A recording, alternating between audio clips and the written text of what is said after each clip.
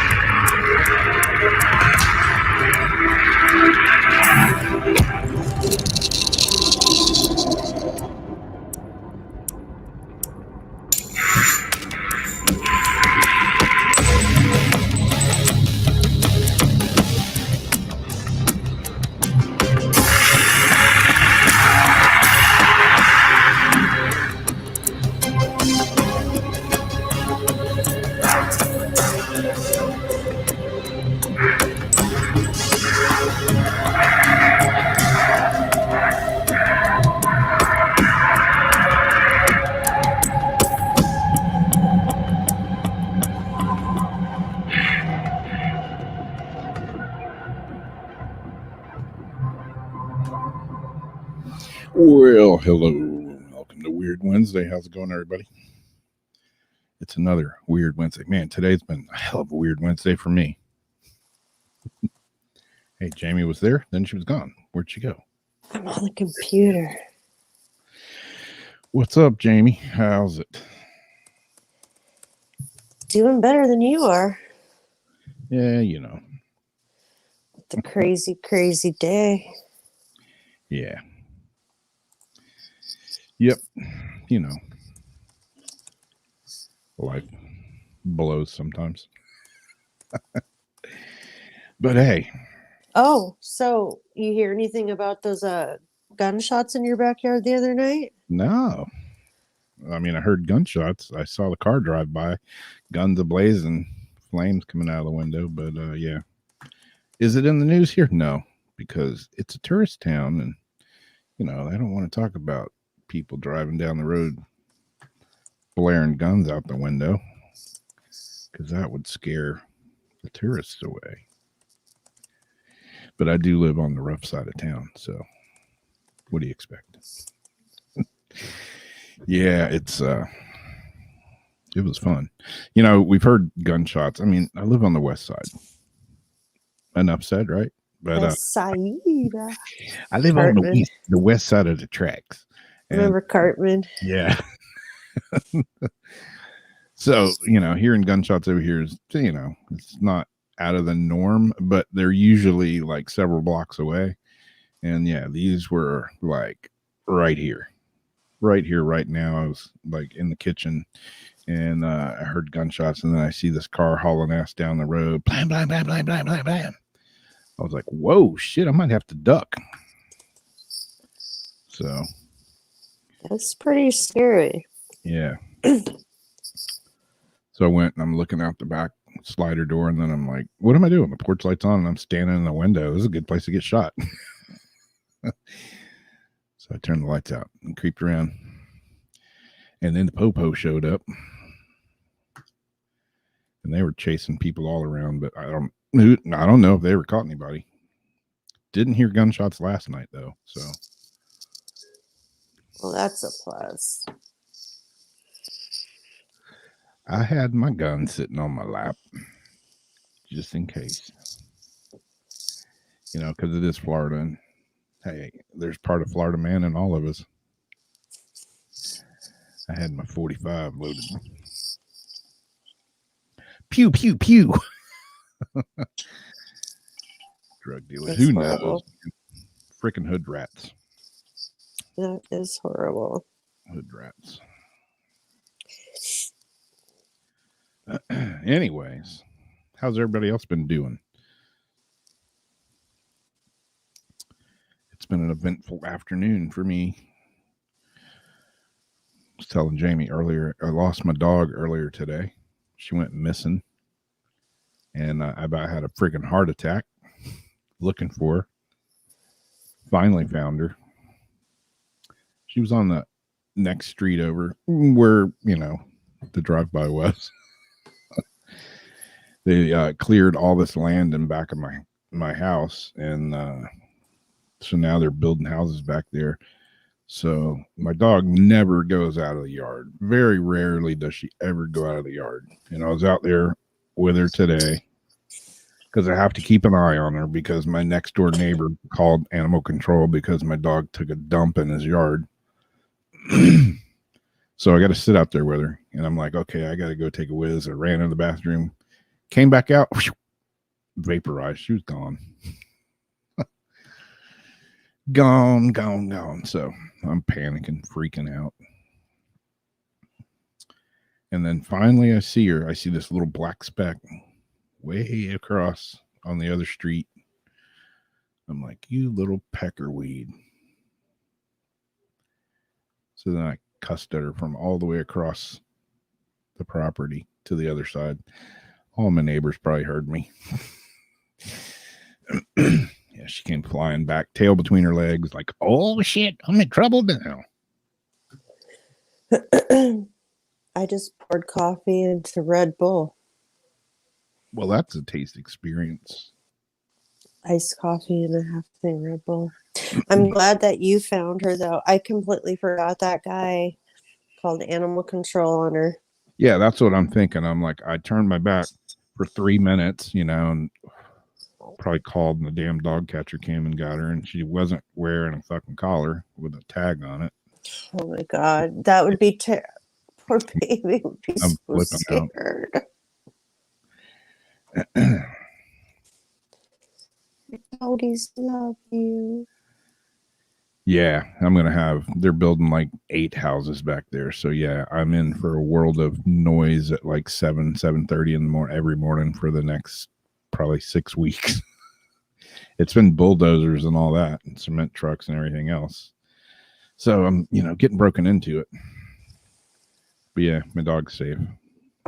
I refrained from beating her ass. Even because I was so glad to have her back. Yeah, it's like your kids, Those are my kids. So I was like losing my mind. God, I hate when my cat just gets away for a little bit and I know like he's in the vicinity. Because I get afraid he's gonna hop over that spot I show you. Yeah. Where it gets that main street and it only takes like a couple hops and he's out of the neighborhood and on a very, very busy, bad street where shit's getting hit all the time. Royal had a cool story he gave us, but unfortunately didn't get a look at it till later on. But we'll bring it. We'll show. I found a video for it, so we'll show that next week. I have something weird that actually happened in Florida that I found.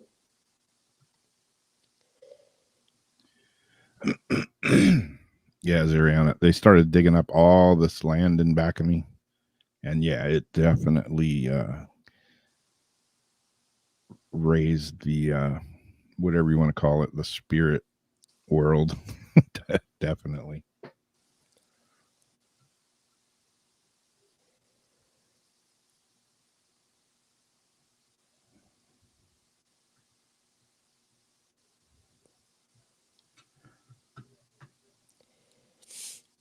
Actually, I don't think that wasn't the order of the stories.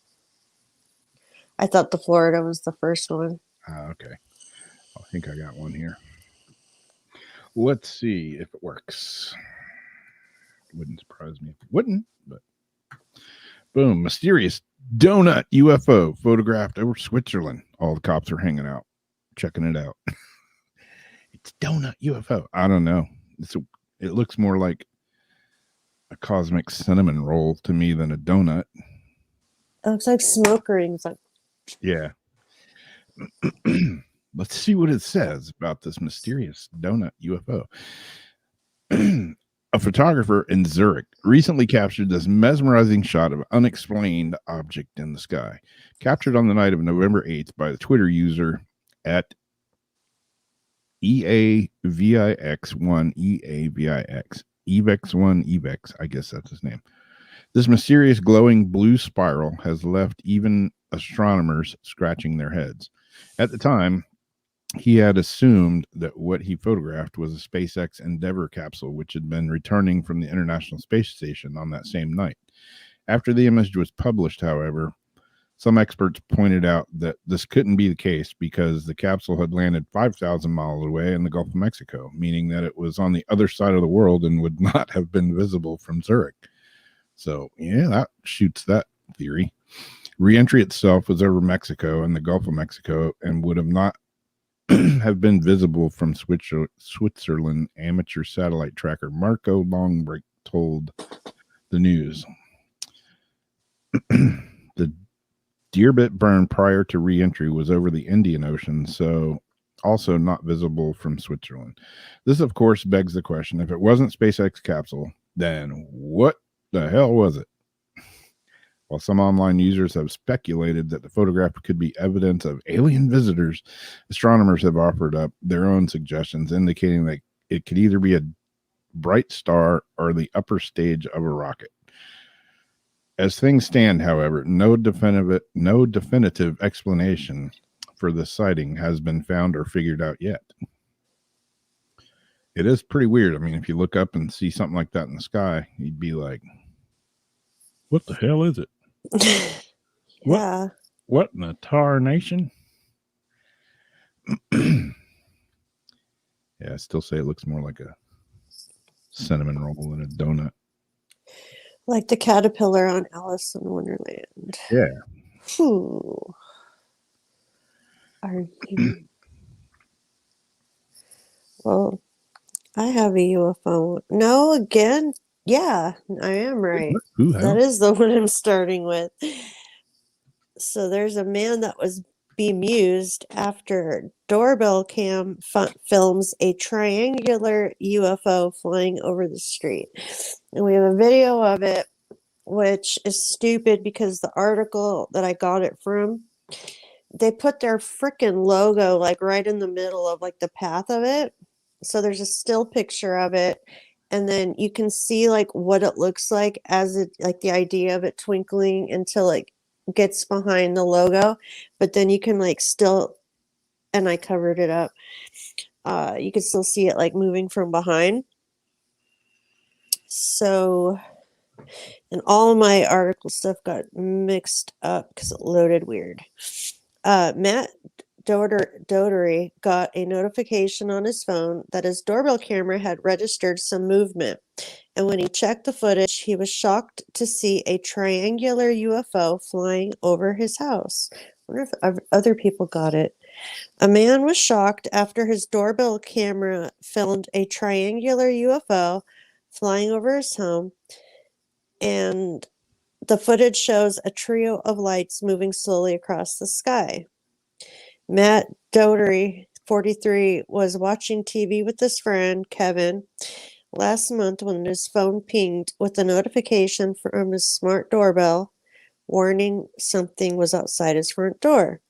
He then played the captured footage and was amazed as he watched the eerie scene unfold, with an unidentified flying object gliding through the sky with three bright lights beaming through the darkness. Logistics manager Matt then called his aviation buff dad, who checked an online flight tracker and claimed there was no plane traffic in the sky at all, leaving him to question if it could be extraterrestrial life.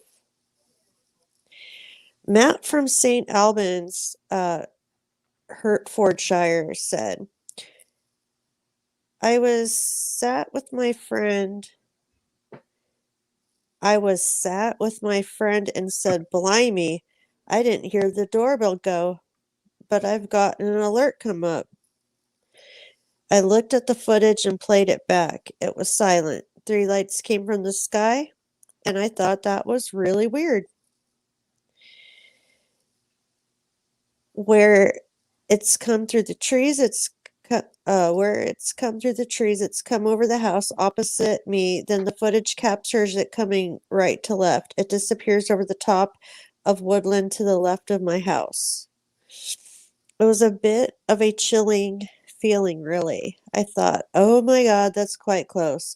I wondered if I discovered something nobody knows anything about. It was when I showed Kevin, he said, geez, that looks like a UFO. Since a video clip was posted online Tuesday, has attracted a bunch of attention. So, yes. Pretty trippy looking. And the fact that they did look to see if there was any overhead plane traffic, that's the one thing I do miss about Alexa. The only command I used to like to use was the flights. Yeah. And I would, look at the unmarked ones. I would try to guess, like, from how high they were, like what altitude they're at. I'm a nerd like that, but Nerd like that. Nerd like that. I'm a nerd like that. But I do miss that, especially now with all like the creepy weird stuff flying around. It's like, Yeah. I'd like to.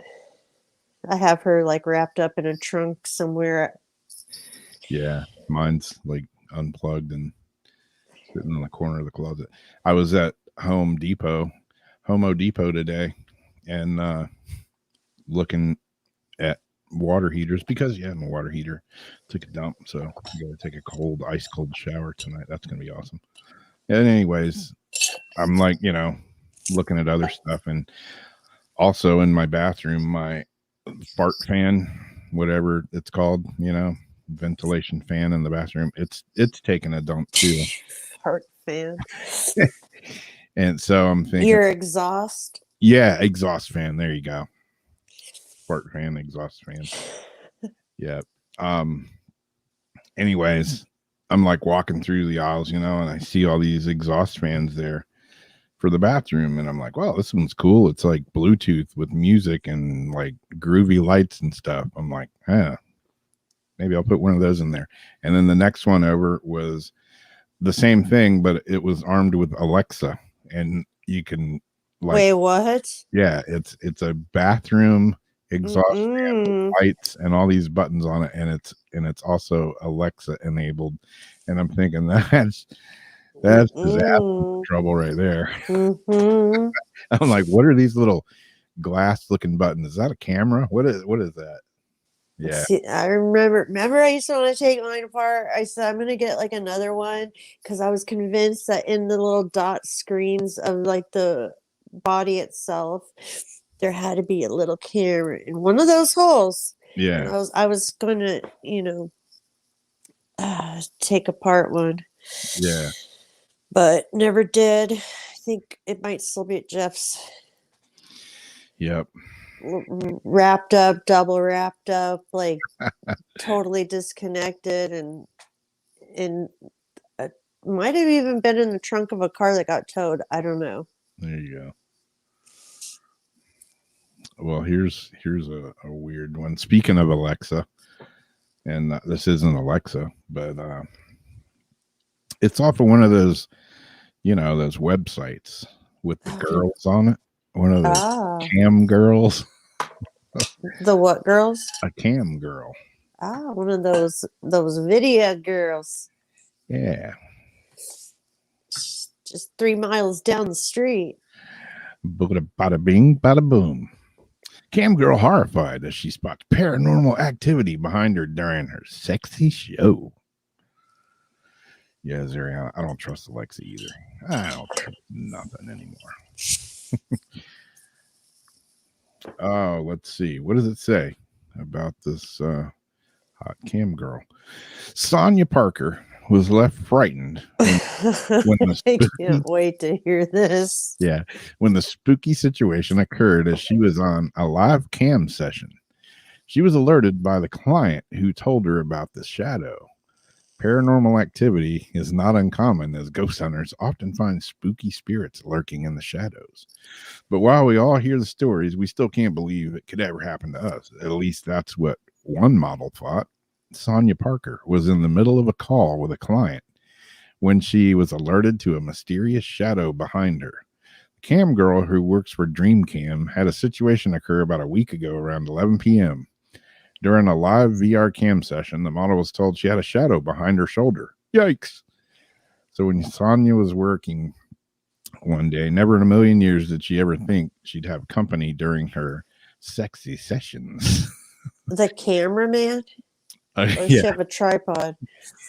I'm assuming it's a tripod, but according to the cam girl, she didn't notice anything in the room, no movements and no noises until the temperature dropped.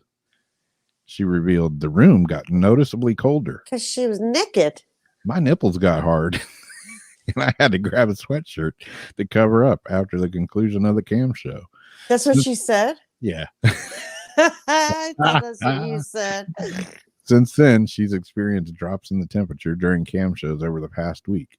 Sonia has even gone as far to change rooms she usually cams from to hopefully get rid of the issue.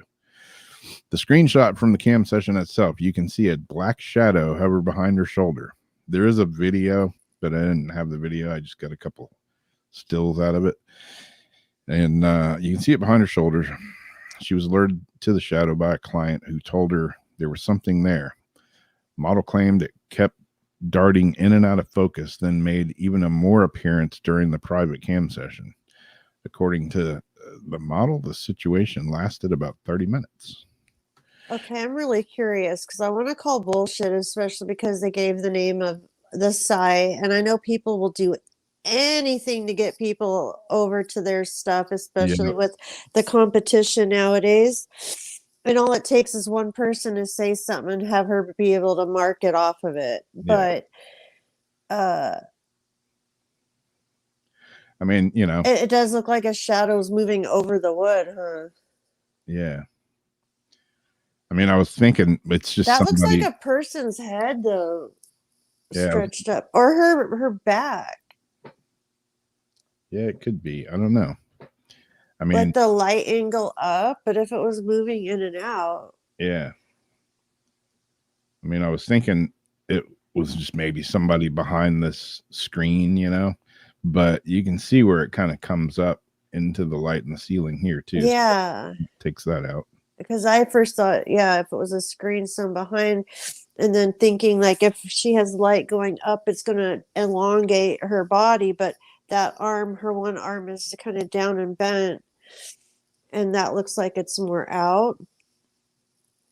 I mean, she could be lying, have a dude there. Oh yeah, I filmed alone. Yeah. But had a guy there because she has another channel. Yeah, it is kind of strange looking, but doesn't mean it's real. It's interesting. 30 minutes darting in and out. Yeah, I mean, I was doing a show like this, way back in the day when where I can't remember if you were on it or it was just me and Perry, but yeah, I was just talking and he's like, shit, what's behind you? I remember that. Yeah. I had kind of the same thing happen. And there was nobody in my room. There was nothing going on that, I could see anyways, other than everybody in the chat saw this funky shadow, kind of like this, but it just kind of darted across a couple of times and then went back towards my closet. But it's nothing new for me anyway. But yeah. She said the room got colder and her nipples got hard. So what do you know? I don't know.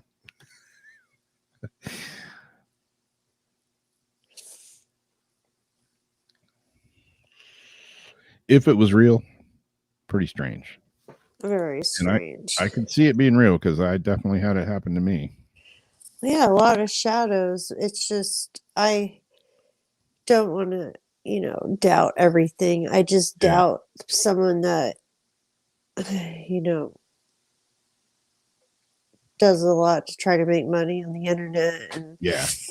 it's just motives. I have to think about everything because I don't trust shit. Yeah. I just don't trust shit.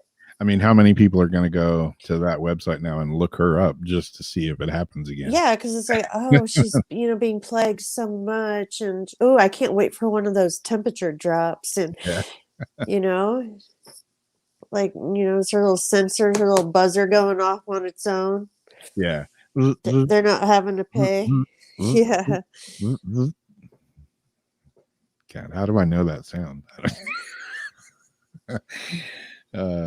Exactly.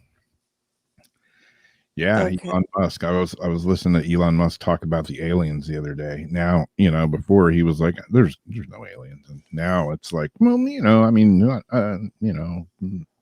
maybe they're among us already. All right. So here's the Florida one. So Florida police seek help to ID victim from a tattoo after body parts found floating around in Tampa Bay. I hate when that happens. Yes, now I have to find the screenshots for it because everything got out of order. Human body parts discovered floating in a Florida bay last week prompted police to launch a death investigation and ask the public for help in identifying the victim from a tattoo just under the lower right calf. The first body part was discovered on Thursday in McKay Bay in Tampa when a fisherman thought it was McKay Bay. When a fisherman thought he spotted a fish. I was putting out my lines, getting ready to go fishing, and all of a sudden I see this lump and what looked like a catfish started floating by. And as it gets closer to me, I started realizing it looks more like a human leg, the angler told Fox 13 Tampa. Police said a tattoo on a lower right calf shows 3 red hearts that each have a light blue ribbon emblazoned with the names Sean, Greg, and Zach. That's some Dexter activity going on right there, and then chopped them up and threw them in the bay. Additional human body parts were discovered just before noon on Friday, the Tampa Bay Times reported, citing a police news release, which did not detail what type of body parts were found. Investigators have yet to determine whether the body parts belong to a single person or to whom they belong. No cause of death has yet been determined. Authorities asked if anyone with information about the tattoo or the recovered limbs to contact Tampa police. If you saw anything that you thought was suspicious in and around this area, we'd like for someone to call us. Tampa police says, come forward, give us any information that you have. They don't give a phone number, so if you recognize that tattoo, call Tampa Bay police. Yeah, lots of people you may remain anonymous. Yeah. Lots of people go missing here in Florida. They've been finding people around here in retention ponds and whatnot. Stuff hardly ever makes the news, though, just like the gunshots the other night. Because, don't want to alert a tourist town to violent activities. Certainly not.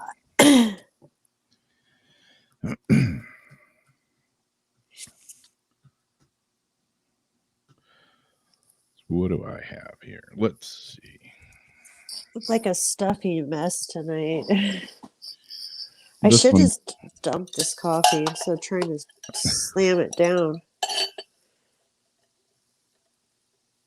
Yeah, I agree with you, Royal. That is a pretty horrid tattoo. It's like if somebody got done with that on me, I'd be like, oh, no.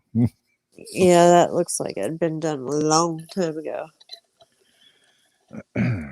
This is one of those stories that, usually comes around every Halloween, and it's still happening.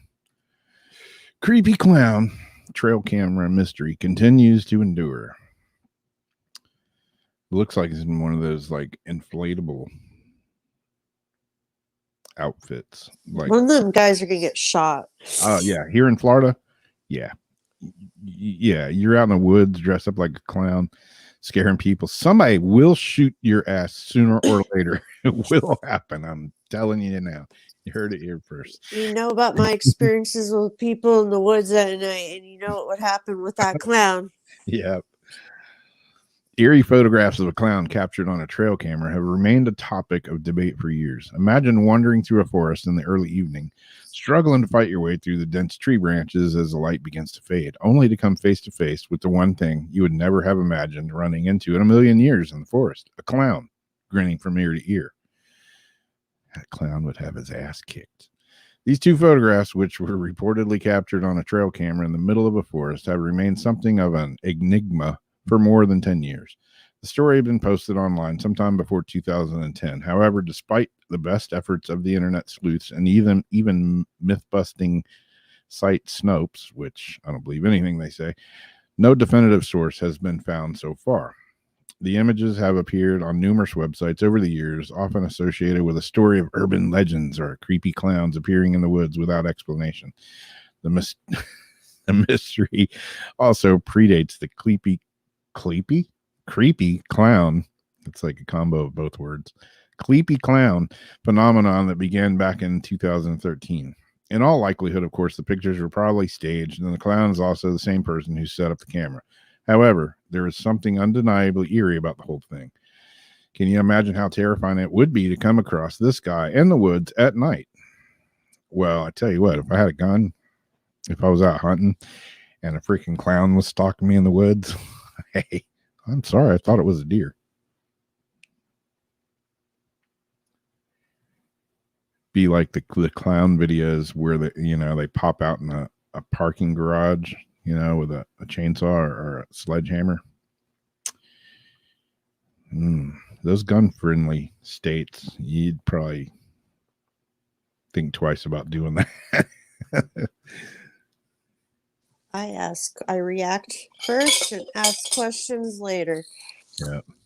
Dead clowns tell no tales. No, they don't. With their little... Yep.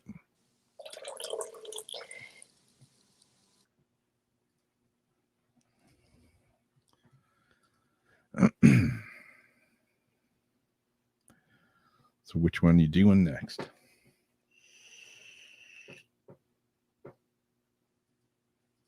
I'm pulling it up now. I just didn't want to pour the coffee under the microphone. It sounded like someone was taking a piss. Okay, so a woman throws soup. Oh, yeah, this is people. Okay, people, come on. We don't have to treat people so crappy now. I mean, it's getting worse. I captured this picture out of the video, and it's the full force picture. Did you? Yeah. As it was in Momentum. Yeah. How about this one? Yeah. We got the video too. People, come on. I mean,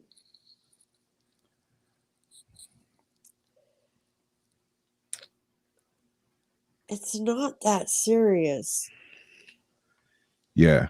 People freaking out, about their order not getting done right. I'll admit, I've had a couple of freakouts in the drive-thru.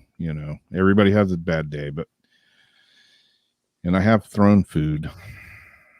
Yeah, I've slept quite a bit of mayonnaise burgers on the wall. I'm trying to find the throwing hot soup in somebody's face. That's bullshit, man. You ought to have your ass beat for that. I don't know where the okay. A restaurant manager's TikTok video in which she describes, and I think I gave you a video of it too. Yeah.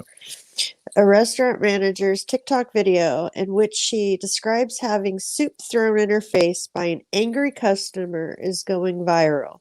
The incident was also captured on surveillance video. The TikTok at least probably has better ID, you know what I mean? Yeah. The interaction took place on the afternoon of November 7 at Sol de Temple, Texas. A woman first called the restaurant to complain about the soup she ordered. The woman was complaining that the soup was too hot and had melted the lid of the container it was in, according to police. The manager, who was also attacked, said on TikTok that the woman had cursed at her on the phone and they had offered her a replacement and a free meal. Do you think that would be enough to satisfy somebody? We'll give you a replacement, a free meal, and a kick in the fat ass. All she wanted to do was yell and cuss, Broadland said in her video. She called me names and the kitchen staff names. I told her, ma'am, I can still help you. All I'm asking you to do is not yell and curse at me. She says, oh no, honey, you haven't heard attitude yet, and I will talk to you in any which way I fucking want. And I said, no, ma'am, you will not. And I hung up the phone. Shouldn't have hung up that phone. Brolin said the woman called back and asked to speak with the manager, Karen, Yeah. but hung up after being put on hold. Later, the woman came into the restaurant where she argued with Brolin for several minutes, swearing and complaining without accepting offers for a refund or a replacement meal. I said, if you do not leave or calm down, I'm going to call the police. And she said, I don't give a fuck. I said, ma'am, I can still help you. I just need you to not curse and yell at me. That's when she made the split decision to grab the soup and throw it in my face. Brolin said that thankfully the soup was not as hot as it could have been if it were fresh, obviously with the melted lid, but the spices in the soup caused her to have a reaction. It was still pretty warm, but if anything, the spices from our soup definitely affected me more than anything. It really felt like I had just been pepper sprayed. My eyes were burning, my nose was bleeding. Damn, what do they put in their soup? Yeah, no kidding. Brolin said the attack shocked her. It kind of took my breath away for a second because just the burning, I was really in shock from it all. I'm just making her dance right now, just because. Yeah. Charges are pending against the woman. Keep making the soup go. Charges are pending against the woman, according to TV. She's been banned from the restaurant. She's not been identified publicly, except we see her here. We do not condone this type of behavior and hold our citizens to the highest standard, the police said. Citizen believes they have received poor service. We advise them to remain civil until the problem is resolved. Brolin said she had been in the restaurant industry for 6 years and has never experienced this kind of behavior. She's pressing charges against the woman and asks followers not to bully her if she is identified. So, yeah. Roll that beautiful soup footage. Here she is. My soup's too hot. Okay, we'll give you a free meal and we'll take care of you. But no, you fucking asshole. Blah, blah, blah, blah, blah. I want to cry and bitch. Yep. Look at the lid. She's like, well, we're gonna give you a free. Oh. And then she did that, and see, that's the thing. She did That's that. assault. No, she did that, and like, look at this, boom, and she's out of there. Yeah, she's she like, pushed that guy out of her way. Like, Yeah. get the fuck out. Yep. She's like, gonna do that, and then haul ass. It's like Now she's all tough. Yeah, not You gonna. throw stand soup there. like that, then you're like, now what's up? Now what's up? What's up? You don't go run. Tuck your tail and haul ass out. Yeah. Now what? Now what? Yeah, if I was that girl, I'd have chased her down and beat her ass. Unfortunately, whatever the hell they put in their soup. It looks like It Can looks be like the used same as a girl. weapon. It looks like the same girl does run after her. Is that her right there? Is that Soup Face? I don't know. Well, maybe they all wear the same black. Yeah. The nicest see. Oh, those are all the managers. Yeah.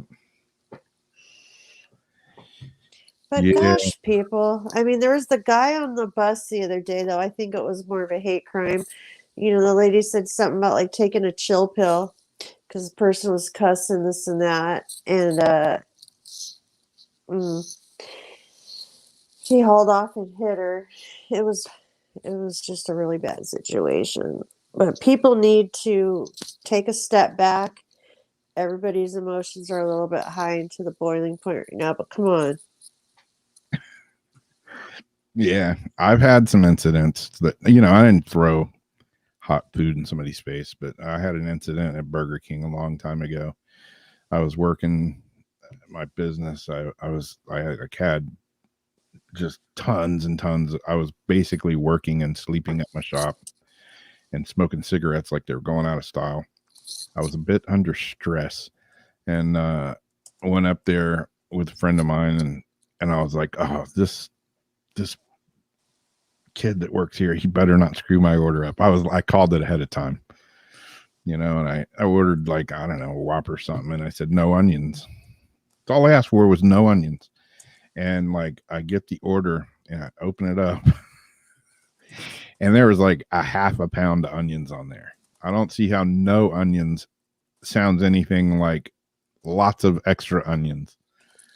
And I had a milkshake, and that was the first thing that went flying and hit the window. And then the hamburger, I stuck it to the window as well. I had a fit. I admit it. It wasn't one of my finer moments, but I didn't like grind a hot hamburger in his face. But yeah, I've had that. Yeah, I've taken some doors off the hinges by stirring it extra hard, as you walk out, so it just swings back and you pop it off its little arm. I've had moments, but that was a long time ago. Before, kumbaya, I've learned that I don't want to be in trouble. Yeah. This was a long time ago. Yeah. And I've paid a lot of my karma off, like so much off that I just don't want to add. My ears ringing. I just don't want to add more back.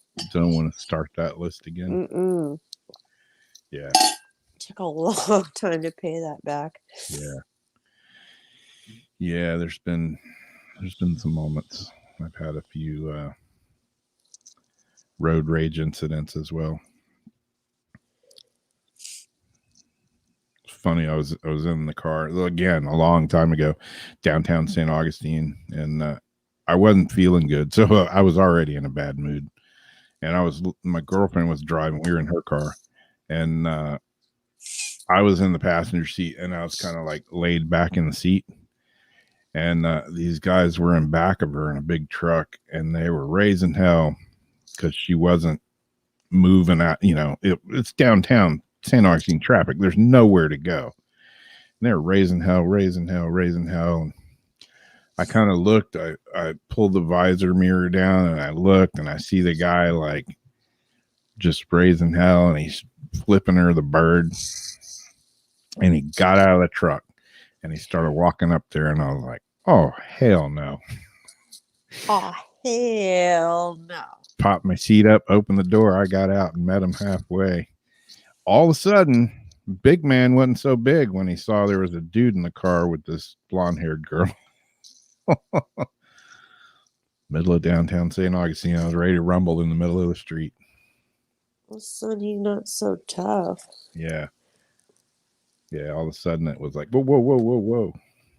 Yeah, whoa, your ass back in the truck and sit there and shut up. I threw down in a Jack in the Box drive-through. I was bitching about my sister pissed me off, and I said something like, because I caught her doing some stuff. I'm like, that fucking bitch, something like that. And the windows are down. These girls in front of me thought I was talking about them. They're like, what did you say? Da, da, da, da. So I wasn't even talking to you, but if you want to make it your problem.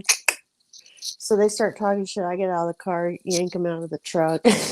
We threw down, got in this big old mash right in the parking lot. All of a sudden, the cars start moving up. We get back in the car, continue to get our orders.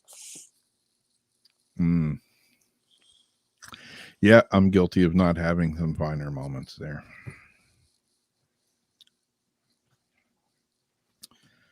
But on to the next story. This one isn't really a story, but more of a why do we have nightmares? This is one of the explanations. I don't know. Maybe. We'll see. Intrigued? Intrigued. For a long time, due to ignorance of psychological knowledge of lightheadedness, dizziness, fainting, heart palpitations, and so on, psychological illusion in people's sleep generated by such physical symptoms, i.e., the nightmares. Flying dreams or falling dreams really has puzzled the psychologists. One without flying experience in the daytime would dream of flying. One without falling experience in the daytime would dream of falling. One without terrible experience in the daytime, who the hell wrote this? Would have terrible nightmares. Such examples, just ignore that part that I just first read because I don't think it makes any sense. Such examples are the major evidence for Freud and other masters to prove the causes of dreams are very complex and that dreams have special meanings.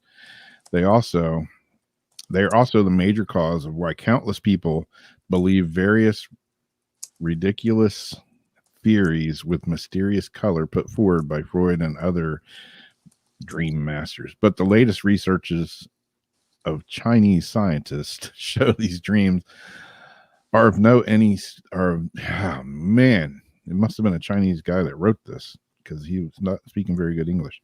They don't have very special meaning. I'll just cut to the chase there. Causes of the dreams are very simple. They are reactions to the objective things in people's minds.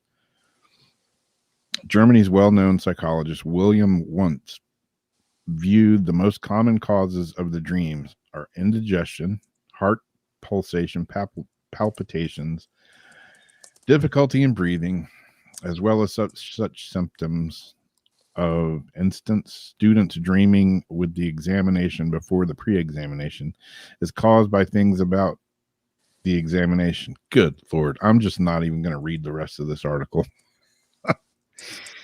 But they're basically saying that dreams, when you have these dreams, they're saying they don't mean things. But I don't know. I beg to differ. Yeah, so do I. It says when palpitations occur, people will have two of the most common feelings. One is tachycardia. Good Lord. Cause a feeling of seeming to be chasing. The other is bradycardia or premature beat because the feeling of the heart suspension or heart sinking. Therefore, people in sleep accordingly will have two of the most common nightmares. One is a dream of being chased. The other is a dream of flying in the air or a dream of falling. I've had a lot of dreams, and I still do. I have dreams of flying, and they're not like scary dreams. I mean, sometimes I wake up and I'm like, holy shit, and I'm like, sweating. What I learned about those flying dreams. See, I always had the dreams where I would try to fly, and just as I'd start to get off the ground, I would trip over something, or I'd start to get the air and I would crash. Well, people who do that are normally more control freaks, which I am. People who are able to actually fly are less of a control freak. Huh. Yeah, I've had some pretty awesome flying dreams. Like not flying in a plane or anything, like just me flying. See, I don't really get the flying dreams. I do get the chase dreams and nightmares that I actually feel myself die. Yeah. More recently, I haven't had flying dreams. I've had chasing dreams. Like I had a dream of being chased by alligators. I was in the swamp and I'm swimming and there's alligators coming for me. And my one reoccurring dream that I had for years and years and years was that freaking gorilla. That's why I don't like monkeys and shit, because I would have this reoccurring dream of a gorilla chasing me, like in the house and stuff, like not out in the jungle, just like in the house, like, or in a building. And that one used to, like, I'd have panic attacks on that one. I used to always have nightmares, but until I had PTSD, did they get way worse. My the other reoccurring dreams that I've had is being in the freaking Cecil Hotel. Why? I don't know. Maybe I'm fascinated with that Elisa Lam case, but I've been like stuck in that place, and that dream wasn't the nicest. And but the other dreams I had, I was sort of flying, but not really. That was when I was having all those dreams with Indians in them, and this one like shaman or whatever was like, would like come to me in my sleep and like come on. It was like, it was weird. It was like out of body experience, and I would be running, but I was almost like flying. It was like a cross between the two, because I can't run that fast because I'm a fat ass. But in this dream, I was just like hauling butt through the forest with this shaman Indian guy. And I had that like over and over and over, and he was taking me like further and further. And then I kept coming back. But when I was having those dreams, I was like, I wonder how far I can go and still be able to make it back. It was weird. And I don't think that was just that, like, came out of nowhere. And I had several weird experiences during the time of those dreams. That was just like a couple of years ago, maybe a year and a half, 2 years ago. Royal was asking about dying in them, and what I was telling him is mine are like a cycle, and it's when I only make eye contact in my dreams if it's a visitation dream, or if it's someone that's trying to kill me. And I'll get to the point where, the whole situation's happening and it's down to the fact where you can feel, because I've had, NDEs, and I've had some I know the feeling. I feel like I'm about to die. I'll wake up. If I go back to sleep, my dream starts exactly in that same place. And I'll keep waking up in that same place until the whole thing like plays itself out, and it's like this whole like situation.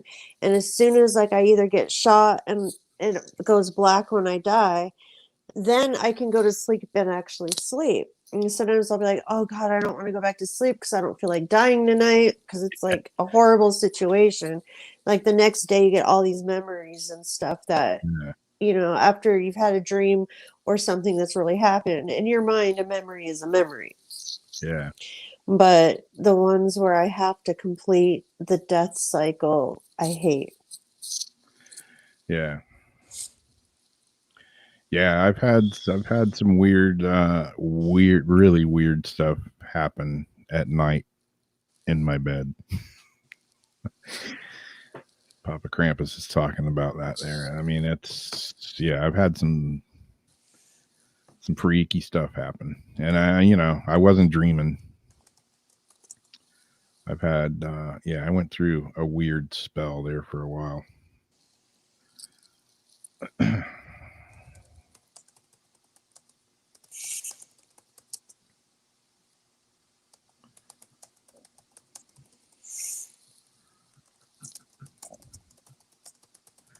But yeah, science can try to explain dreams, and they don't really mean anything. They mean, you ate pizza before you went to bed. That's why you had a bad dream. Maybe some of that can be true, but I think certain dreams, somebody said, they've had dreams that came true. Yeah, I've had those.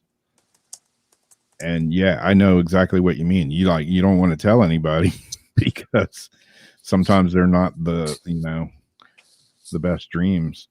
and you don't want to tell somebody. But yeah, I've had, because you don't know if it's actually like it's probably right, but just in yeah, case it's not, you don't want to freak the person out with it. yep. And I've also had dreams with people that we've both had the same dream. And that's pretty weird too. That's happened on quite a few occasions. My mom and I almost had the same dream for my dad's visitation. It was like a few days apart, and the same time. It took like a year and a half, but it was like within 4 days or so, and it was almost the same circumstances, but a little bit different. Yeah. Yeah. You tell somebody, you have a dream and it comes true and you've told somebody, and then you wonder if they're going to blame you for it happening. It's like, hey, don't shoot the messenger, People that know me, well, I'll be like, I just had to call you. Are you okay? Or, hey, today, if you see like a red car, try to avoid it. Or if there's a guy that looks sketchy wearing like blue pants, stay away from him. And people know it. Well, is it bad? I don't know. Just stay away from him just in case. And Yeah. people know what I mean. And it's people that I'm really, really close to. But like, I won't want to scare them, but it's like I feel like I have to at least tell them, like, don't take the train or don't take this bus or Yeah. avoid this if possible, just Yeah. in case. Yeah, even when I was a little kid, my grandmother, like I've said before, she would, we'd be at my grandparents' house. The whole family would get together. I miss that. Like, we'd like all get together and have lunch, on Sunday afternoon.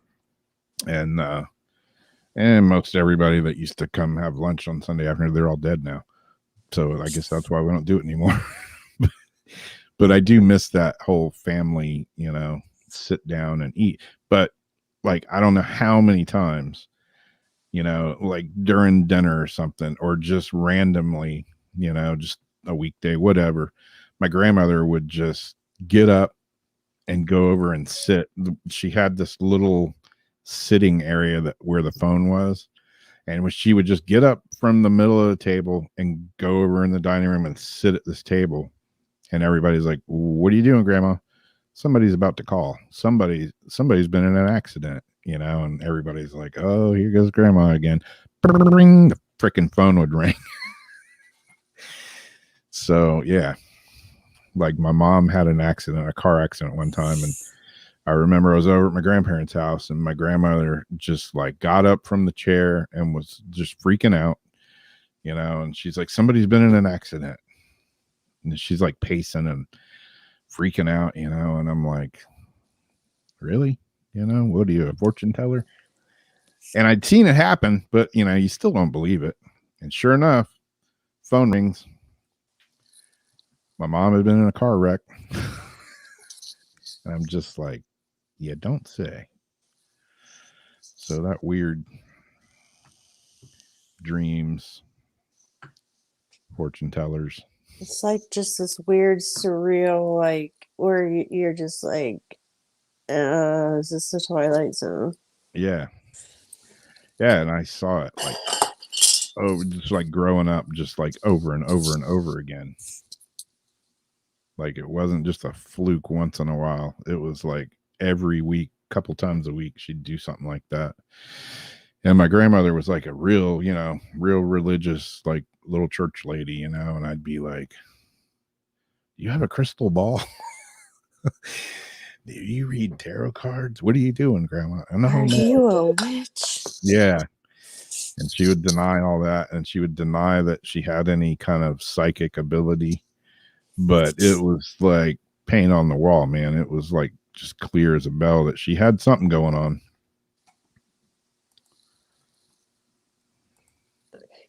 Are you up or am I up? I don't know. I think you are. Was it this? You just did the soup one. And I did the dream thing that I went off on a tangent on. La la la la la la. Okay.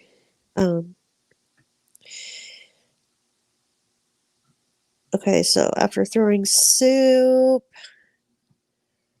Okay, you know, I like these discovery, treasure hunter, like crazy stuff. Discovery of a lifetime. Restorers accidentally find Renaissance era paintings behind a wall. I think they have like a little, it's a slideshow of this too showing it. I think there's like a Yep. sword and some stuff. Uh, Restorers in England made the discovery of a lifetime by accident when they found paintings dating back to the reign of Queen Elizabeth I, likely dating to sometime between 1540 and 1580. The paintings feature swirls, birds with teeth, and tiny men in hats. The paintings were found behind wall plaster being removed during restoration efforts.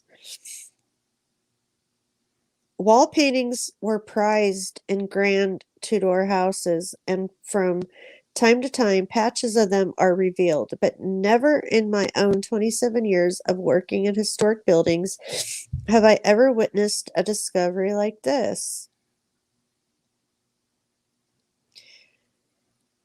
The wall-to-ceiling paintings were found in the Calvary Old Hall, a manor house in Yorkshire, England, being restored by the Landmark Trust, a conservation charity in the United Kingdom. The red, white, and black paintings are typical of grotesque style.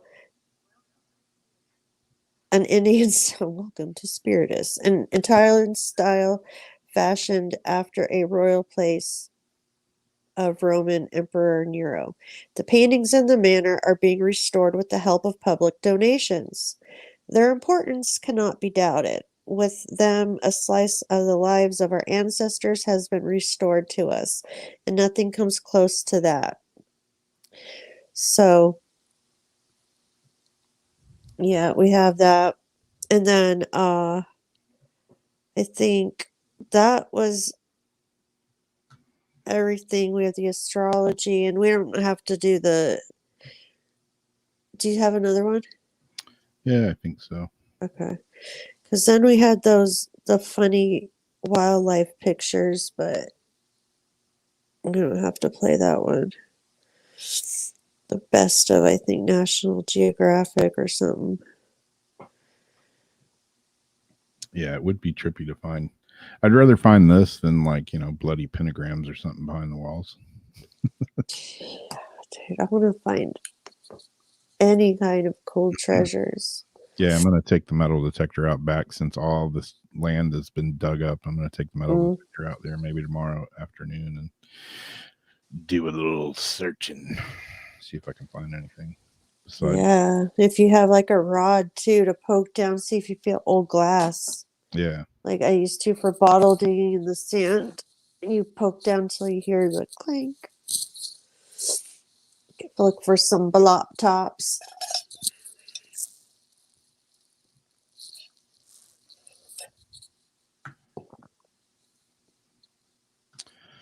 Let's see.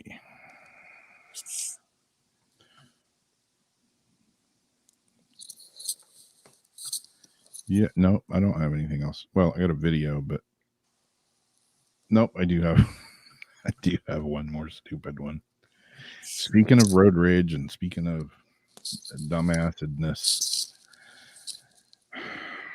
and speaking of Florida, and this one's from Florida, a guy in Cluta, Florida went in there. Yeah. This is what people do in Florida. A South Florida puppy snatching turned into a wild shootout. No. Watch the video. I don't have the video, but you can see this is the puppy here. Okay? This is a girl here with shooting over the car. This is like my neighborhood the other night. Is the puppy okay? Yeah, I think so.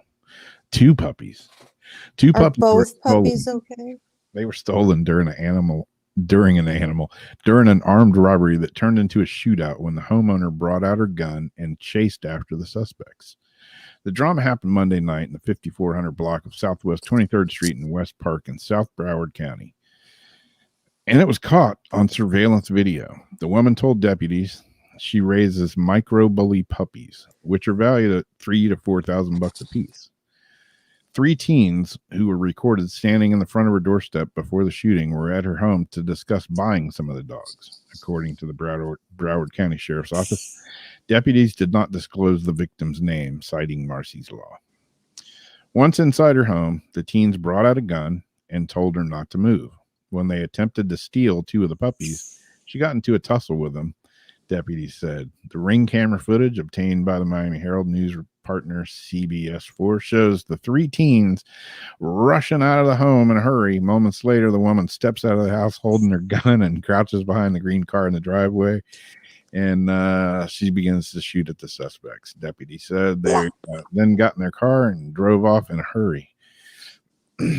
Now, I don't know if legally, since they were running away, he's probably in trouble for shooting them. But the threat was like done. Yeah, they did come in her house and pull a gun on her. So, hey, yeah, but the threat was over. Yeah, but I'm the old, eye for an eye. It's like, oh, here's your gun. Well, let me raise you. Here's mine. It's got like Cartman pulling him into the circle. Yeah, fair's fair. Blop blop. Hey, Here, you're gonna pull a gun on me in my own house. I'm gonna chase you out the freaking door, trying to shoot you in the ass. There you go. Yeah, but she'll probably be in trouble. But at least they didn't get her dogs. The dogs weren't hurt. Good. And yeah, that's for Wolfie. Florida. Well, man. Don't be stealing my dogs, you pecker weeds. Pop a cap in your ass. Exactly. Blap blap. Them are some expensive dogs too. $3,000 to $4,000 a piece. Wow. Well, it's not even the value. It's their little babies, little lives. Don't need to go through that. Micro bullies. Yep. But back in the day, I mean, when I was a teenager, man, none of my friends would ever think of doing some shit like this. Going in and trying to hold up somebody with a gun to steal dogs. Give me a break. No. These kids need their ass beat. Royally beat. Yeah. Well, you want to do the astrology thing before my nose gets so stuffed up I can't talk. All right. I'm feeling it like I'm starting to do the mouth breathing thing.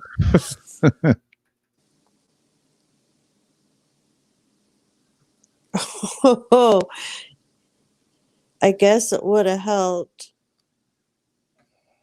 if I actually sent myself the pictures of this stuff I'm reading. Uh-oh. Let me see if I can figure something out.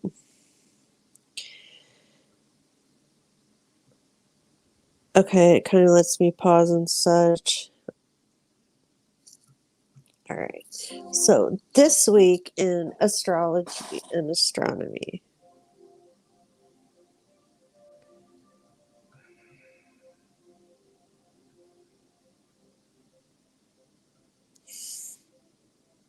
Trying to find our moon.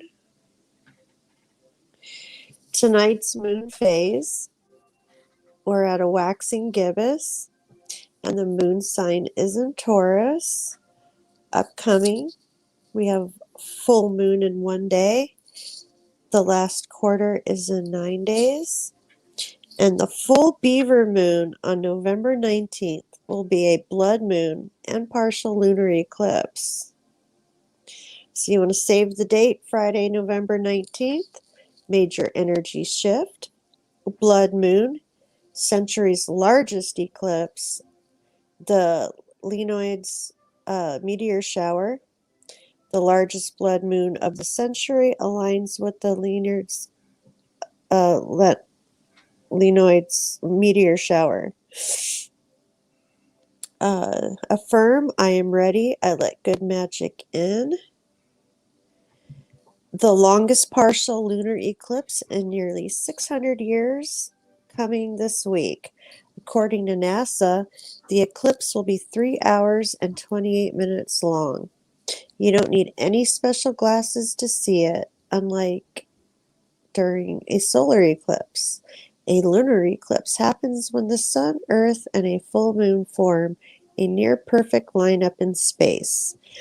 The longest partial lunar eclipse in nearly 600 years will grace the night sky late Thursday night and early Friday across the entire country, weather permitting. According to NASA, the eclipse will last 3 hours and 28 minutes, the longest partial eclipse of this century and the longest in 580 years.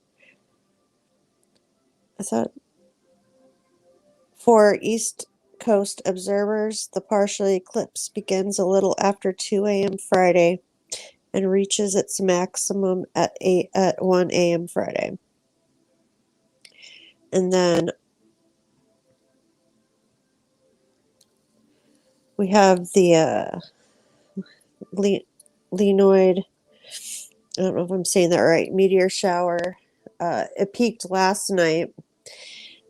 The Lenoid meteor shower peaks overnight, November 16, 17, with the best views arriving before dawn on November 17. The 2021 version of the Lenoid's scheduled to... I've got this little tiny reading here. Scheduled to whatever on Wednesday morning, November 17, are likely to be a major disappointment, partially because of the expected lack of any significant activity, but mainly because of the moon, which unfortunately will be less than 2 days from full, flooding the sky much of the night with its bright light. Although the Lenoids are one of the most famous of all the annual meteor displays, we certainly would not advertise them as a major shower this year, especially to a newcomer, since they will likely be weak and badly affected by the intense moonlight. And so I added just some stuff in there for Scorpio season and a couple other little things, moon phases for the week, this and that. And as always, I put the slideshow with the video comments if anybody wants to look at it after. Cool.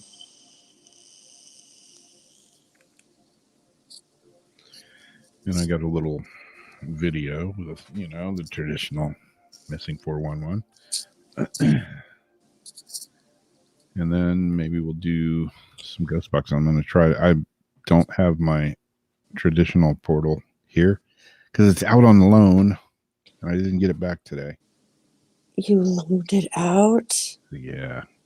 So I have, I threw one together and I have no idea what it's going to sound like. So oh my goodness. We'll see. I don't know. Could be interesting. Could be a total sloppy mess. I heard you've been talking smack.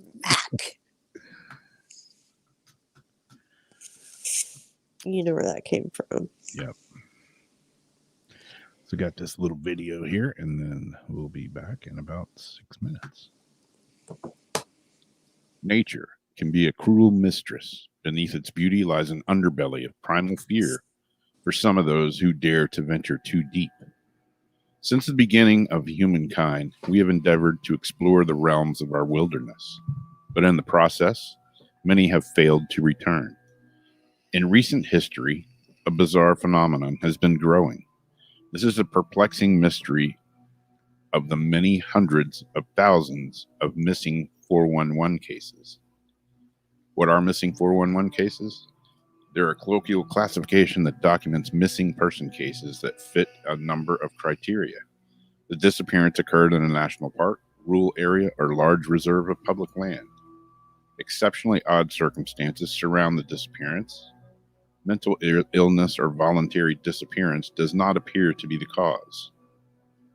The term 411 actually has its origins in an inconspicuous computer term that refers to data that cannot be found or a corrupted link. It is certainly an apt metaphor for the state of these individuals who have vanished. More from David Pilati's book of Missing 411.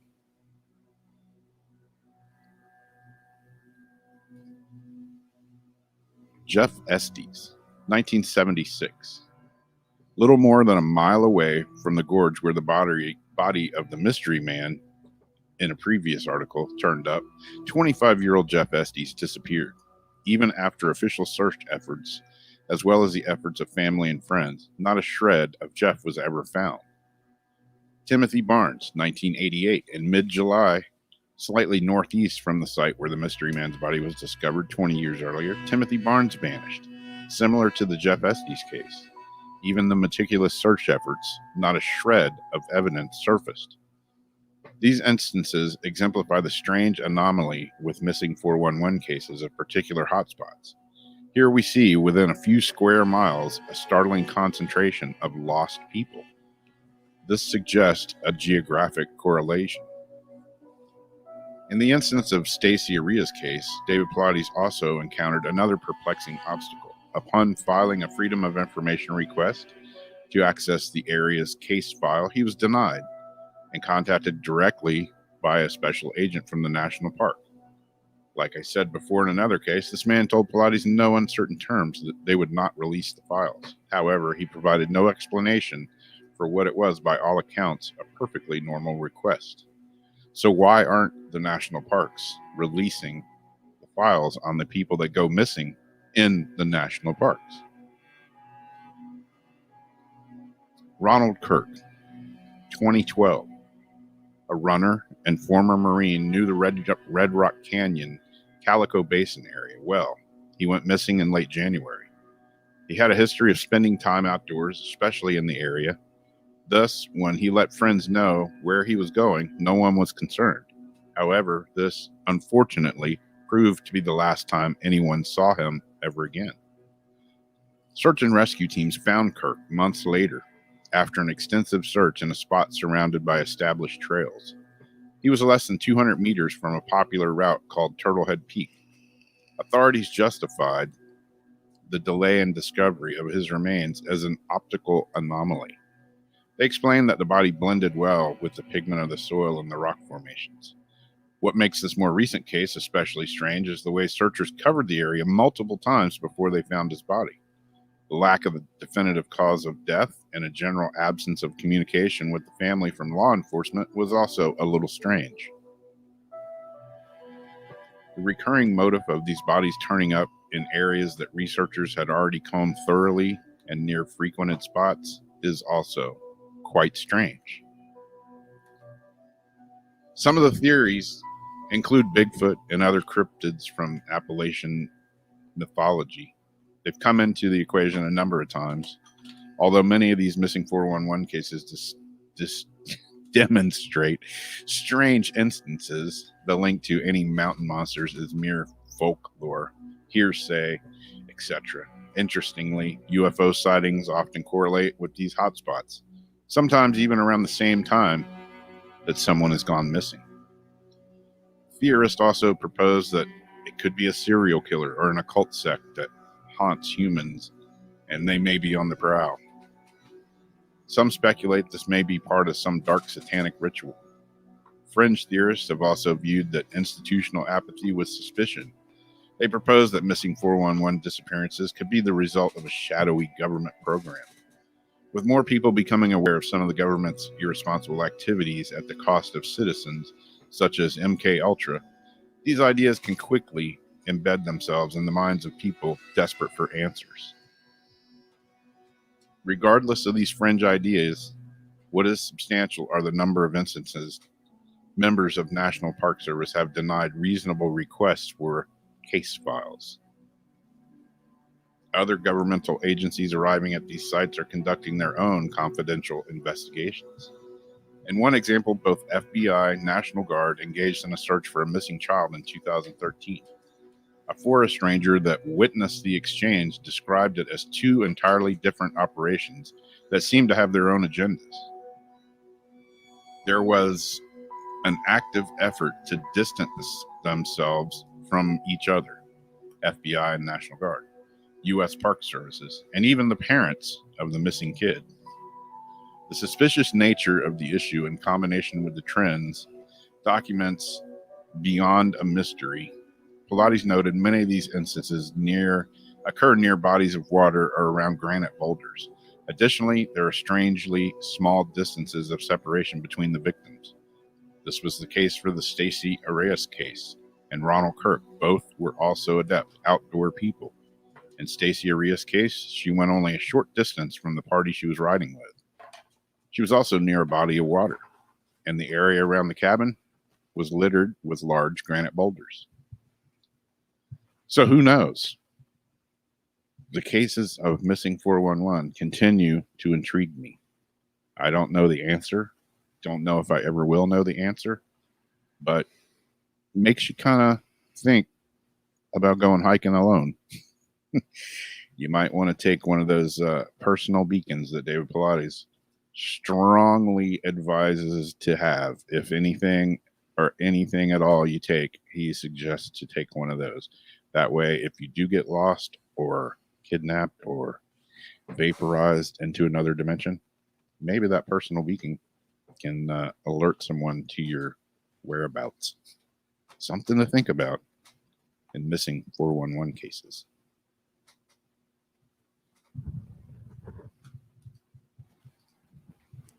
So yeah, there's a never-ending stack of missing cases. Just hundreds and hundreds and hundreds and hundreds of them. I read one and I'm like, well, that was crazy. And then I read another one. I'm like, well, that was crazy. And then I switch books and I read another one. And I'm like, that was real crazy. So yeah, if you haven't seen David Pilates' books, or he's also got a YouTube channel that's really good, Missing 411. And he goes over a lot of stories. A lot of people give him crap about some things, but you know, he just kind of blows it off. You got to deal with that with YouTube and everything else. But I don't know. It still boggles my brain how many people go missing. Just nothing ever found out about them. You know, I mean, recent news with that Brian Laundrie guy, you know, if that's really him. How come we don't hear anything about any of that anymore? It just went away. About they that. tied it in a bow again. They didn't even have full bones, and all of a sudden, just like Salam Obama, freaking dude we just threw off into the ocean. Yeah. Osama. Brian Laundrie just disappeared too. Yep. But if that was him, you know, he's supposedly been out there in the swamp. They say he was underwater, you know. But I don't know. That whole shit right there was fishy. Next to his like convenient, yeah, it was notebook. Too convenient for me, anyways. I don't know, but yeah, it just whoosh, disappears. You know, I haven't heard a word about it. I still want to know how he died. I guess we may never know. And that's what sucks is, you know, first they were saying, yeah, you know, we got his notebook and it's in bad shape, but, you know, there was a dry bag. Well, did it keep the stuff dry or no? Did it not keep the stuff dry? And they said, we should be able to recover some info out of the notebook. But then again, that's all just vaporized. Not a word. Not a word to be heard. Not a peep. Says the bird. Because we all know bird. I was just gonna say, did you hear the word? Did you hear the word? The word. Or how does Peter say it? Now the new news is the Kyle Rittenhouse case. Oh, don't even get me fucking started. Is Kenosha gonna go off the chain? It's gonna go off the chain either way. Yeah. It's gonna be a shitstorm either way. Have you been watching this shit? Yeah, I watched some of it. I watched his prosecutor today. I watched him yesterday when the prosecutor was like holding up with his finger on the trigger. His finger on the trigger, waving it at the crowd, pointing it at everybody with the bolt closed. Yeah, his ass ought to be canned for that. Today it was just a joke. They were talking in circles. They had some evidence that they shouldn't. Oh my God. Geraldo. Oh my God.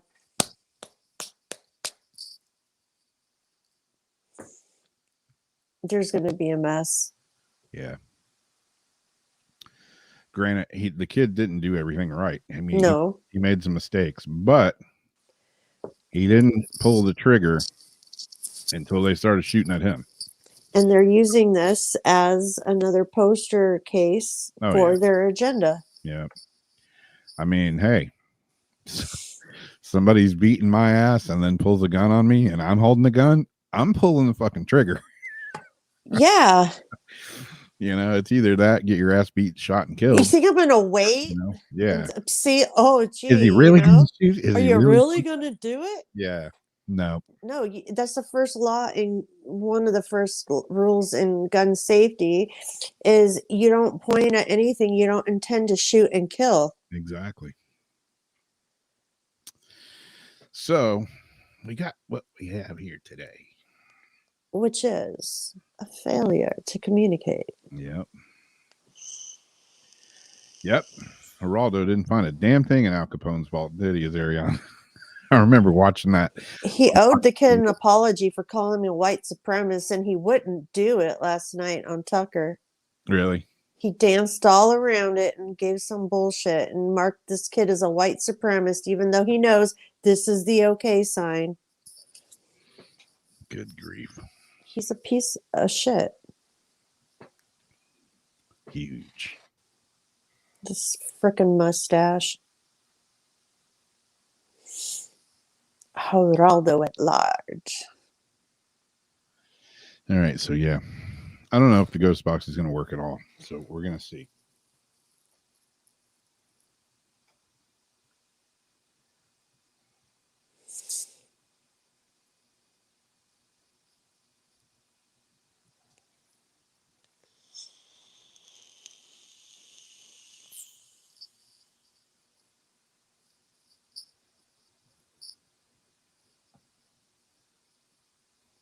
Here we go. Oh, it's weird already. What is this? This is a spiritus through a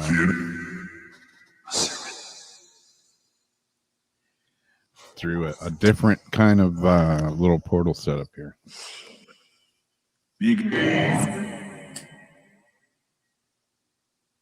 Is that reverb?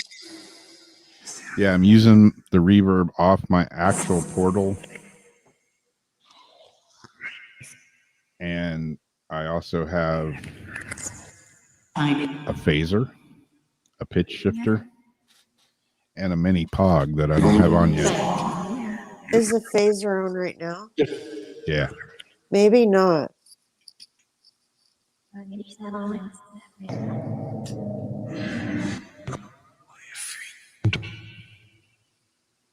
Okay, that's without the phaser. Okay.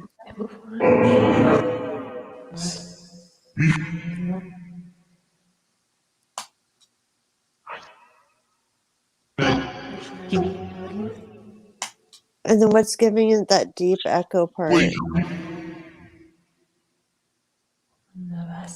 That was the phaser again.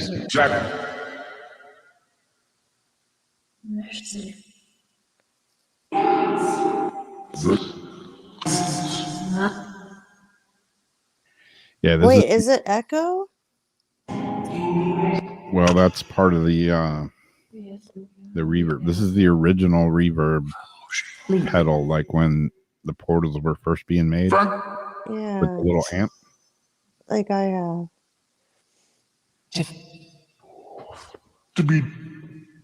I heard wolf. And maybe some of the words will come out differently being heard this way. Yeah,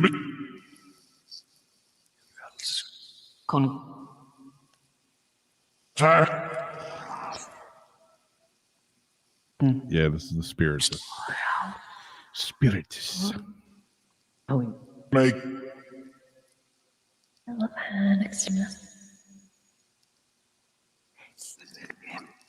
I'm just trying to think how to clear up the part with like the whispers.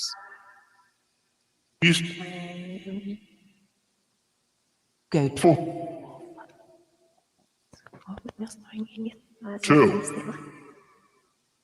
Post. Let's see. I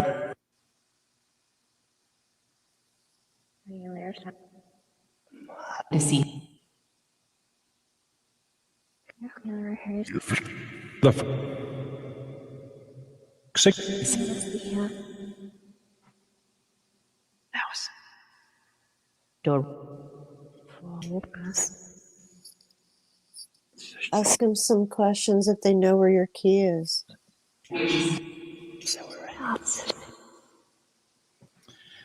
Yeah, so my amongst all the other crap that's gone on today, my car key has gone missing. Can the spirits help me locate it? Can you tell me, is it in my house? left Ready?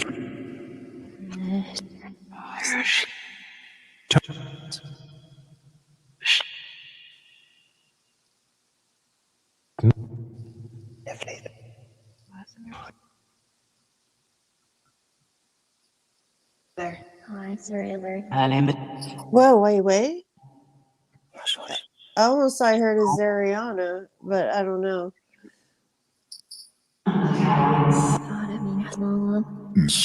Maybe not. Snow. As it. Earl.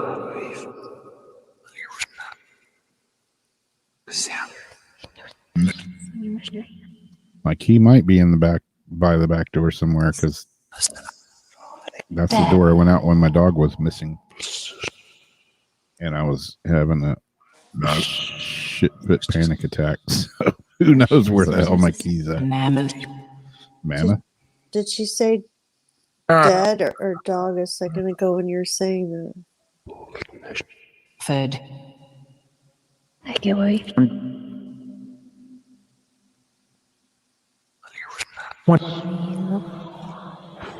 So is my key in the house or is it outside of the house? An app. Unite.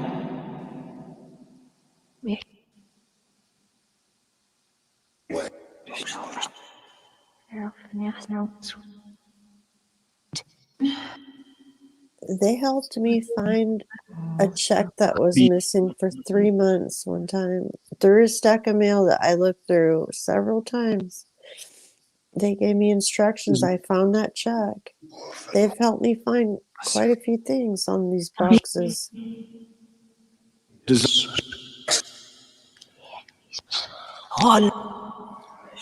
Lori heard near my house. Can you be a little more specific? Is it in my driveway?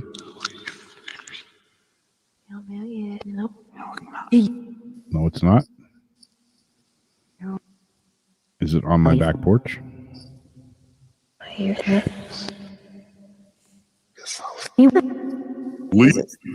it stuck between the seat and the door? No. Where? Yeah, what do you say you smell that?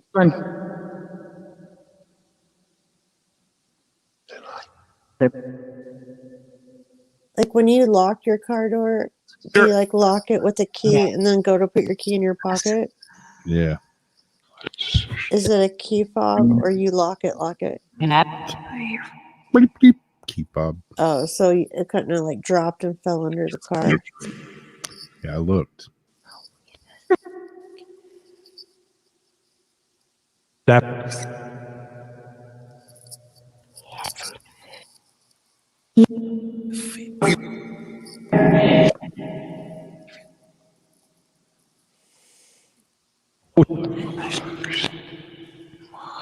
One.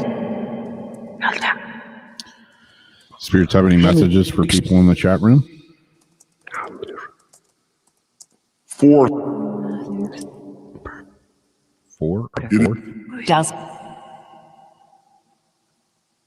Sleep. Who do you have a message for? land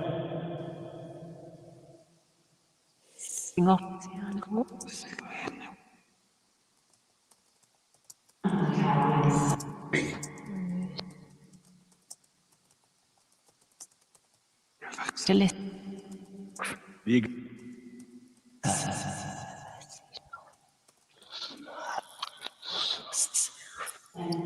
People Don't have a turnstile here.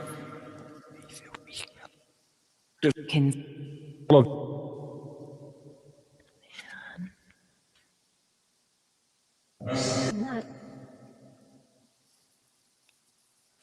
Rally.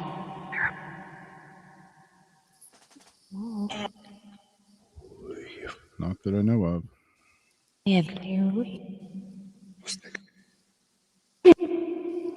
No. Hello? out Yeah. to be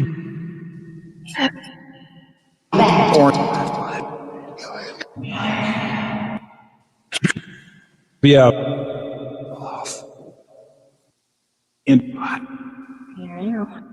One. one Easy.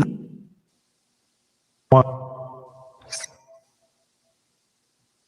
That Weird, it started settling in, sounding like the actual portal for a minute. Yeah.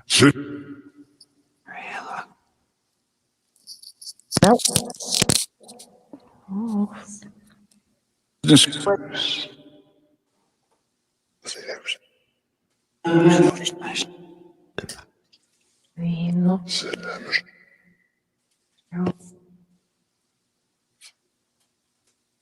cute.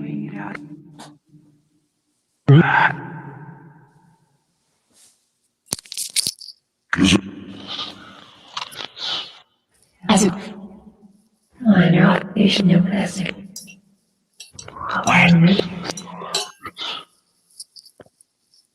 That was creepy.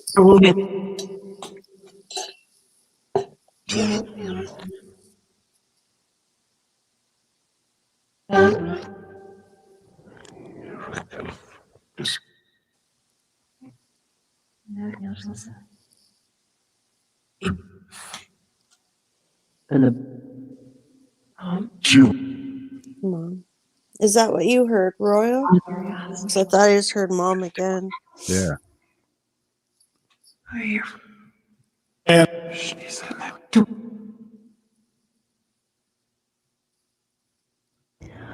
time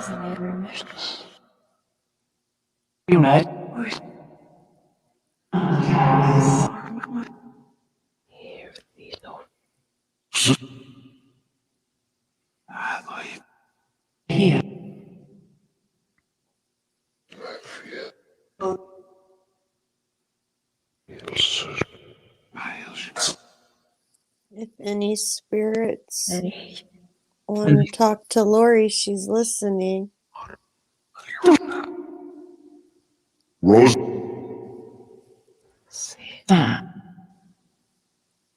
Rose. Is that significant to you, Lori?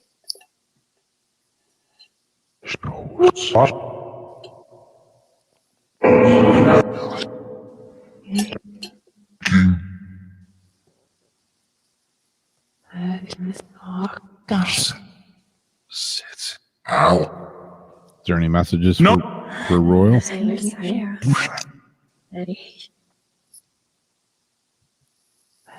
does Mark. exact I heard maybe Mike. He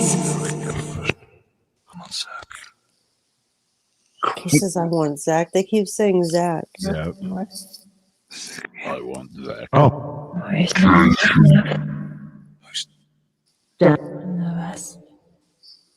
there any messages for Heather? or Duh. Oh. It almost sounds like they're speaking another language for a second. Yeah.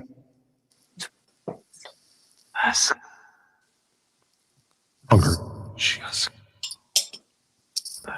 Hunger? And that.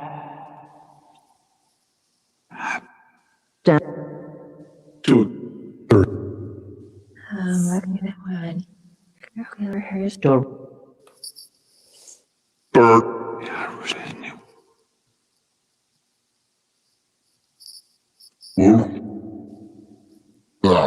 Wolf. And then rawr. Wolf rawr. That's who we're missing tonight. Draco, Mr. Rawr. Draco Rawr.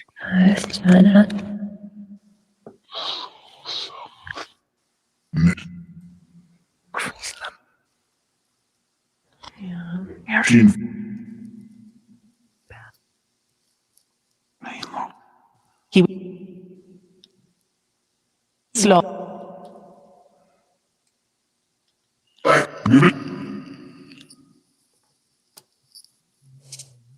Zach,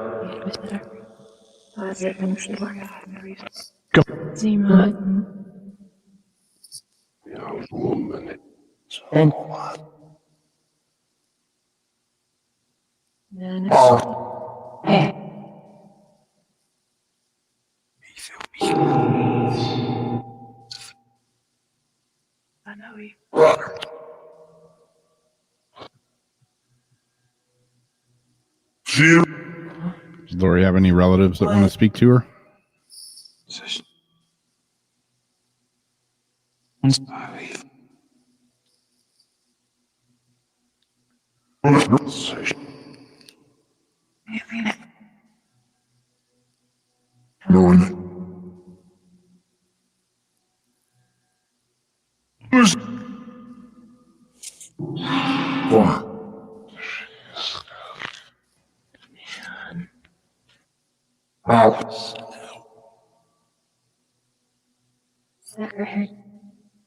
Hunger.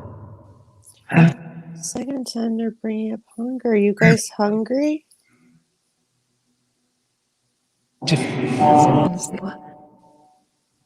I am. I haven't eaten dinner.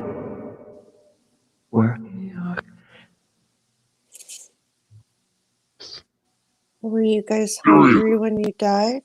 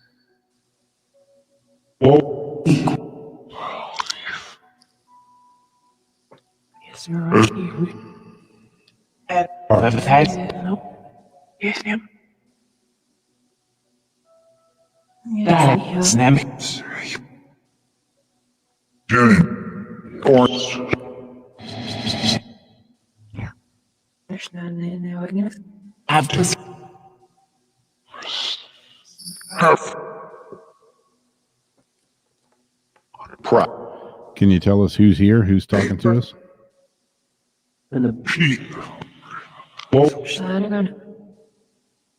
Hi.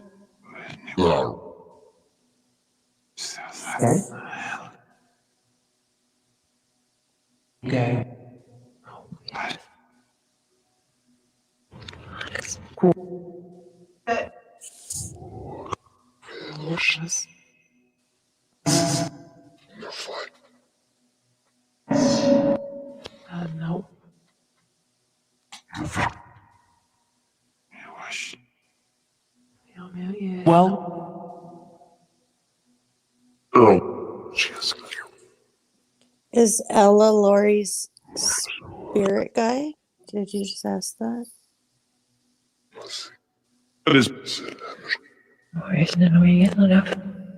It is. Is Ella Lori's spirit guide? I'm asking the box.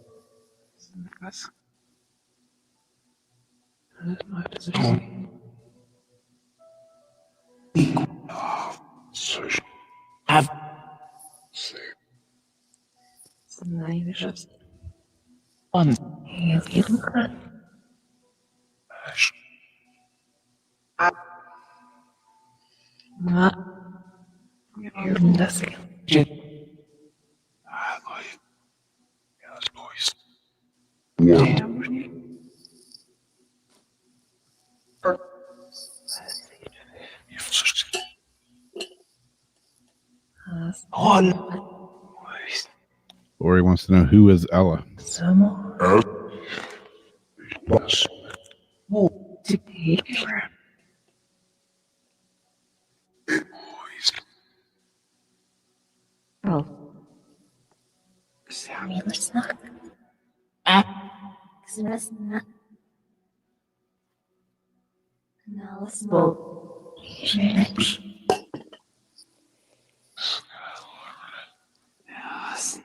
Astronomy.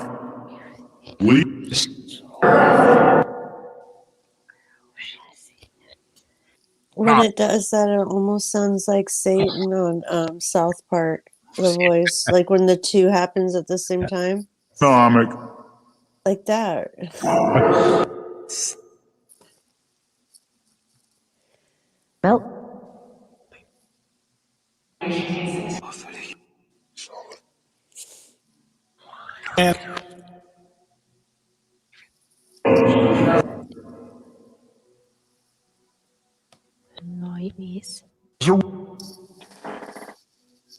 Anoint these.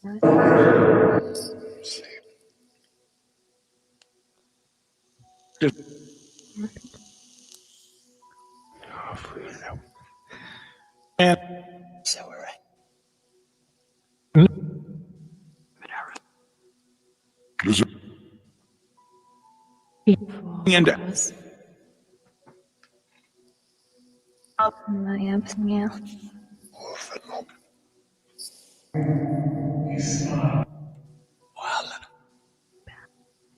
deed?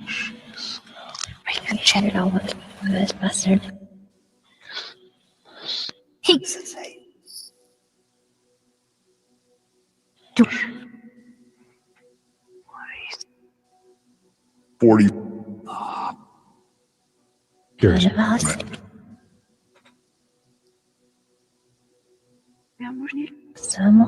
Cues on their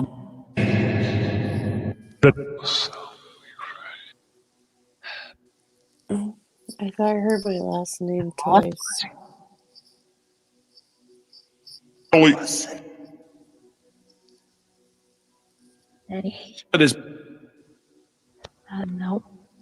they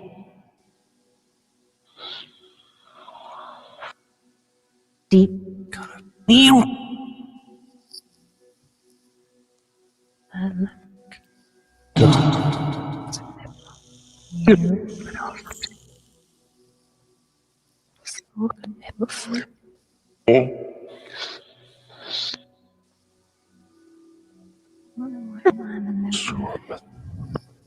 from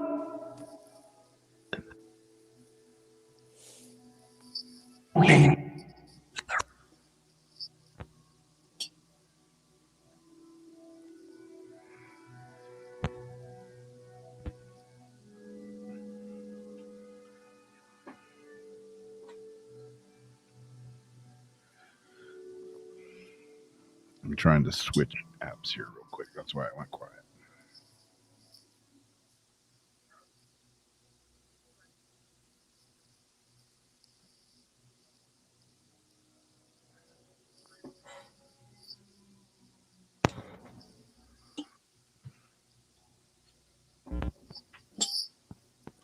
See if this one's going to work.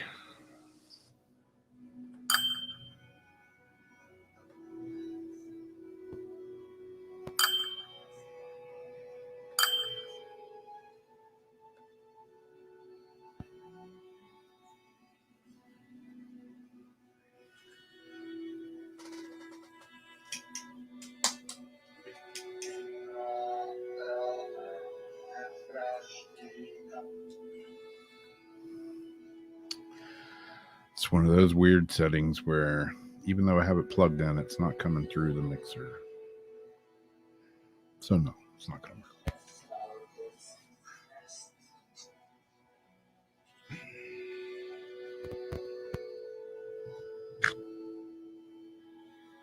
Has Actual.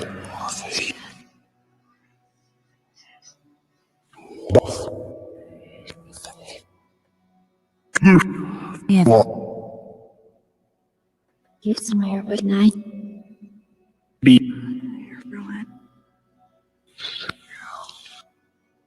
Where was I? the Was? spring.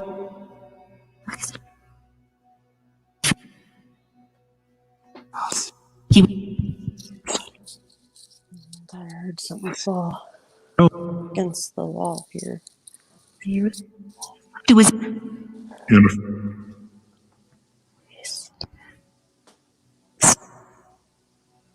creep. listen. No. Who's here?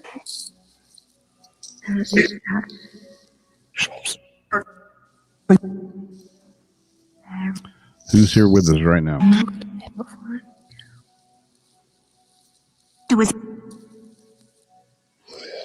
Can you tell us your name? Sass. Sass. What was that noise before that? That was kind of weird. Yeah. Like a straw. Quack. King.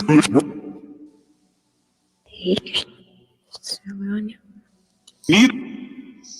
Who's got sass? Even.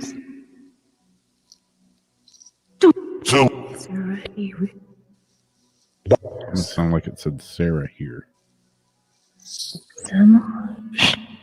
Did you say Sarah's here?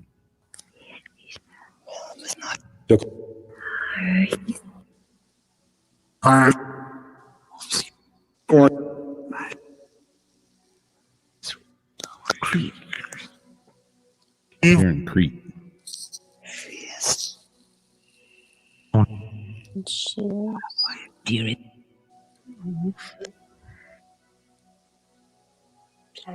Please. Nothing. 12. 2. 1.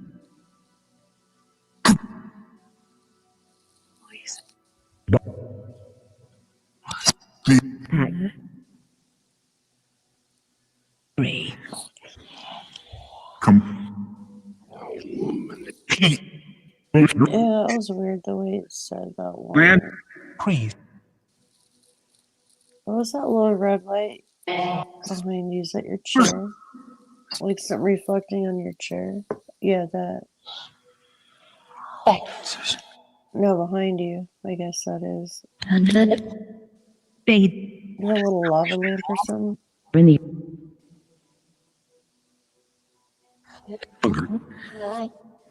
I think it's, I got a guitar pedal back there. I think it's And. reflection for that. It's kind of orangey colored, maybe. BK. Gang. Gang.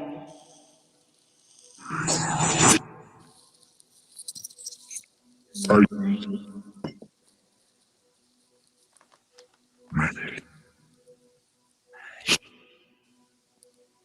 Lee.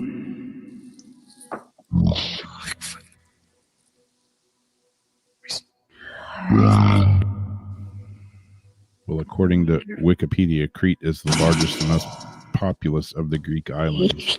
12. I'm Greek. Some. Crete is the largest island in Greece.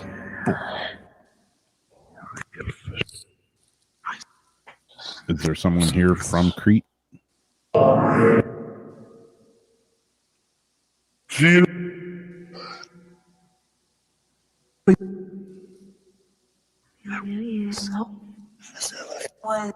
Bleed.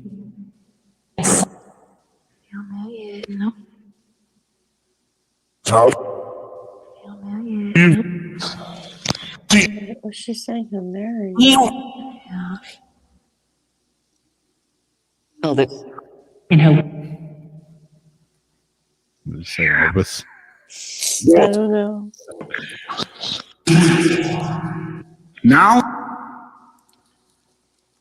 Are there any messages for Don or Brent? failure.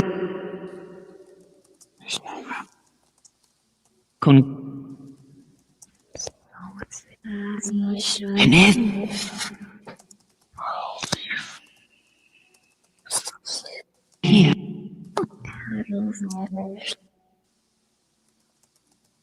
Is. To the. Single. Now, All right, spirits. Well, it's about time for the show to end. So, any last messages for anyone in the chat room? All that. I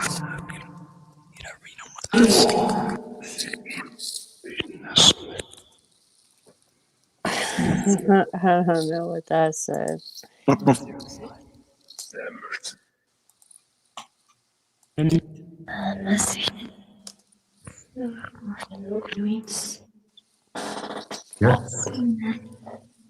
to oil my chair.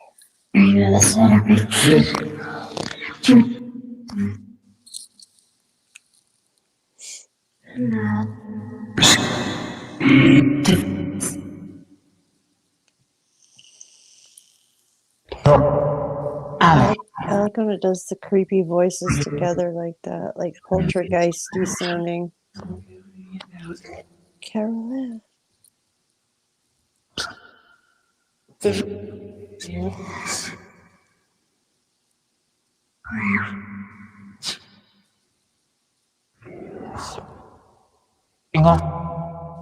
Thank you guys.